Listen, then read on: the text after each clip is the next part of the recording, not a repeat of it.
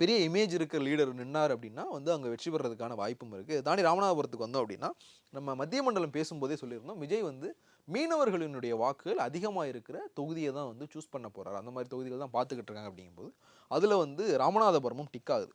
மீனவர்களினுடைய வாக்குகள்ன்றதை தாண்டி சிறுபான்மையினுடைய வாக்குகளும் வந்து ராமநாதபுரம் தொகுதியில் வந்து அதிகமாக இருக்குது. இது தொகுதி மறுவரையறைக்கு முன்னாடி ராமநாதபுரத்தில் வந்து சிறுபான்மையினுடைய வாக்குகள் குறைவாக தான் இருந்தது. ஆனால் தொகுதி மறுவரையறைக்கு பிறகு ஏர்வாடி மாதிரியான சில பகுதிகள் வந்து ராமநாதபுரம் சட்டப்பேரவை தொகுதிக்குள்ளே வந்துருச்சு. கடலாடி சட்டப்பேரவை தொகுதின்னு ஒன்று இருந்தது. அது மறுசீரமைப்பில் போனதுக்கு பிறகு அந்த தொகுதியில் இருந்த சில பகுதியில் இங்கே வந்ததுனால சிறுபான்மையினுடைய வாக்குகள் வந்து கொஞ்சம் கணிசமாக வந்து ராமநாதபுரத்தில் அதிகமாக இருக்குது.